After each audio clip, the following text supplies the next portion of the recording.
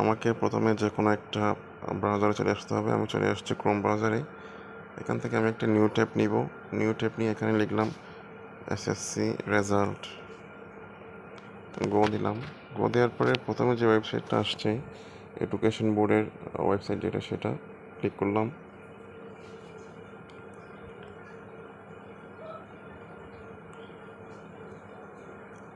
রেজাল্টটা দেখার জন্য আমাকে অবশ্যই বোর্ড রোল নাম্বার এবং রেজিস্ট্রেশন নাম্বারটা থাকতে হবে।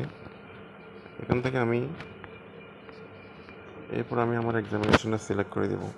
এসএসসি বা দাখিল হইলে এটা, এসএসসি ভোকেশনাল হইলে ভোকেশনাল যেটা হয় সেটা দেওয়ার পরে আমি এখান থেকে ইয়ার হবে 2025। বোর্ড যদি আপনি ভোকেশনাল দেন তাহলে হবে টেকনিক্যাল বোর্ড, আর যদি আপনি এসএসসি বা দাখিল দেন তাহলে আপনার যে বোর্ডটা হয় চট্টগ্রাম, ঢাকা, কুমিল্লা যে বোর্ডটা হয় সেই বোর্ডটা সিলেক্ট করে দেবেন। সিলেক্ট করে এখানে আপনি আপনার রোল নাম্বারটা দিয়ে দিবেন, এখানে রেজিস্ট্রেশন নাম্বার এবং 8+5 যোগ করলে হয় 13।